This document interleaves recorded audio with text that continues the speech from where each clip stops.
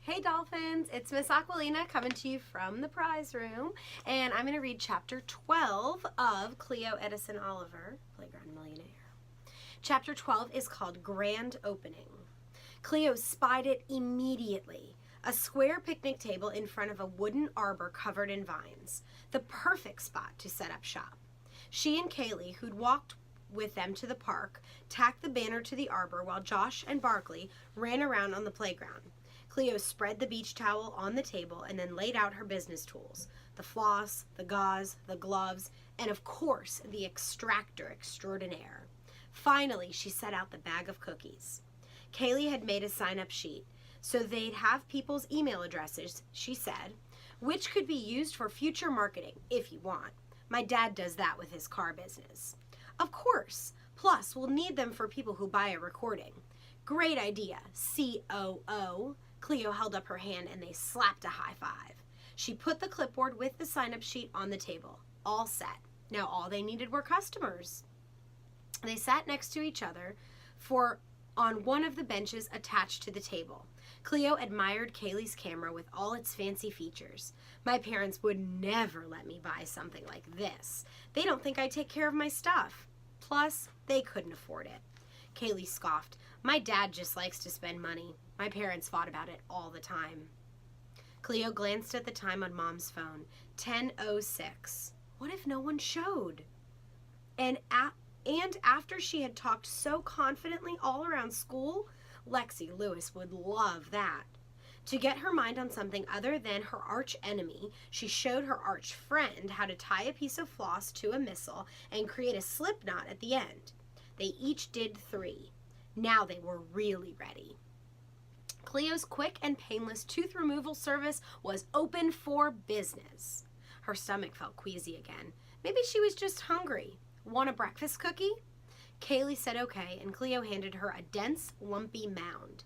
Kaylee nibbled on her cookie. Cleo took a bite. Not splendarvelous, she thought, but not horrible either. She ate the whole thing in a few bites. Kaylee set hers down on the towel just as Jimmy Ryerson jogged over waving some dollar bills. Cleo jumped up and went around to the front of the table. That YouTube video is so cool, he said, putting his money on the table. Cleo was glad Mom and Dad weren't there. She didn't know what she'd say if someone mentioned the video once Dad came. Hi, Jimmy, we're ready for you. She picked up the Nerf gun, but a sudden inspiration caused her to put it back down. Actually, would you mind if we waited just a few minutes? Why? For PR purposes. PR, Jimmy asked. Public relations. Jimmy nodded as if he understood, but Cleo was pretty sure he didn't. We want to establish our reputation as a first-rate professional tooth-pulling service. He still looked clueless. I want there to be a crowd. Jimmy grinned. The more people, the better, as long as I get to go first. Absolutely. She gave him back his money for the moment. It wasn't good business to take payment before services had been performed. They went to the playground and played a game of Lava Monster with a few other kids who were there. Jimmy ran around the jungle gym, which looked like a small castle, roaring and swiping at the kids, trying to nab them without coming all the way onto the structure. It was like tag, with the added excitement of a monster climbing the walls and a moat full of molten lava keeping the players from being able to escape the playground. If you got tagged, you entered the lava pit and became a lava monster too. The game continued until all had been caught. At one point, Jimmy tripped over Barkley, who had been too slow to get out of his way. Jimmy writhed on the ground while Barkley's slobbery tongue lapped his face. "Get this dog off me," he yelled. "He's licking me to death." The other kids laughed and cheered Barkley for getting the lava monster. When Jimmy finally got to his feet, he had only one thing to say. "That dog's breath is deadly." They started up the game again. Cleo ignored the sick feeling in her stomach, even though it seemed to be getting worse. She played dangerously, taunting the lava monster from the edges of the equipment. Jimmy snagged her leg and she jumped to the lava pit. She climbed up and down the rope ladder and the slides, trying to snatch the back of a squealing kid's shirt or the heel of a shoe. Barkley bounded around the structure, barking at all the excitement. Tessa and Steffi had come as promised. They ran around trying not to get caught. Emilio was there too, saying he had a loose tooth to be pulled. Cleo recognized a handful of other kids from school, not in her class. She hoped they were all there to get their teeth pulled. It was time. She clambered to the top of the tallest slide, ignoring Steffi's complaints that she was overstepping lava monster boundaries. "Hey everyone," she yelled, "if you have a tooth you want pulled, Cleo's quick and painless tooth removal service is now officially open for business." She slid down the slide to the rubbery black turf. "And we're giving away free cookies." Well, that got everyone's attention. Some kids even whooped with excitement. Barkley trotted alongside Josh and the rest of the kids to Cleo's table. A few adults wandered over, probably parents of customers. Jimmy had sprinted to get there first. He picked up the Nerf gun and thrust it into the air. "I'm ready." Cleo pushed her way through the crowd. "Don't touch anything. The extractor extraordinaire is for tooth pulling only." She sucked in her breath at a sudden stabbing pain in her gut. Jimmy set the Nerf gun down and held up his hands. Okay, don't freak out." She snapped on her latex gloves and loaded a missile. "You want it recorded, right?"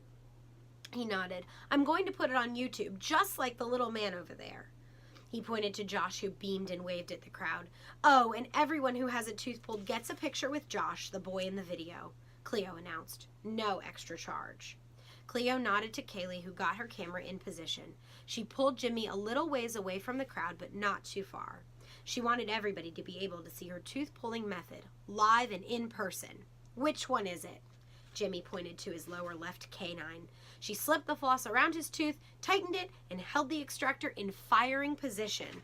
"Everyone, count down with me," she shouted, getting caught up in the excitement of having her first official customer. "In 5, 4, 3, Jimmy tensed next to her, 2, 1, pop!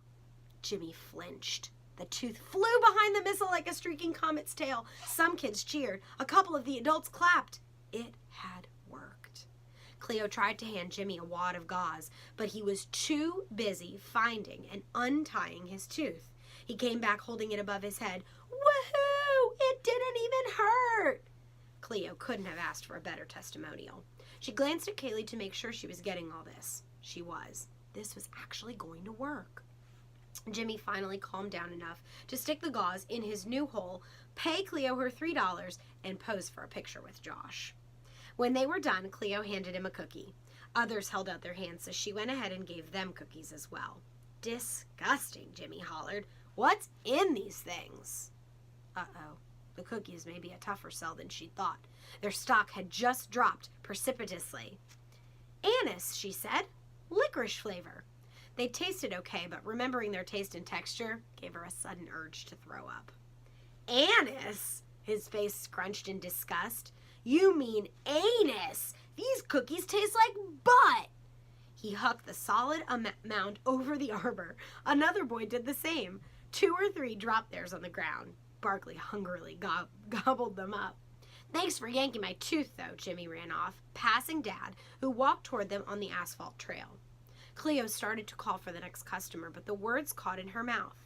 She doubled over and lost her cookie all over the pavement. The crowd scattered. "Ew! Gross! She Ralphed! Let me out of here!" Only Kaylee, Tessa, and Steffi stayed. Even Josh ran off. Barkley sniffed the vomit. "Barkley, no!" Dad commanded. He said something to a couple parents who'd come over to help. Something about being her dad. Cleo straightened, feeling dizzy and lightheaded. Dad and Kaylee held her steady. "You're early," Cleo whispered. "Looks like I got here just in time. I was able to break away before the game ended." The team understood, and they were up 4-0. "Are you okay, Cleo?" Tessa asked. Steffi's forehead was wrinkled with concern. Cleo took a breath, trying to focus her eyes. "I think so. Do you want your canines pulled?" She looked at Tessa hopefully. Tessa glanced around at the others. "Sorry, boss," Dad said. "Time to close up shop." Cleo felt too awful to argue, too pukey to persuade. "Yeah, I guess so." She watched from the bench as Tessa and Steffi took down the banner. Kaylee put everything in the backpack, and then Dad drove them home. Thanks for listening. See ya!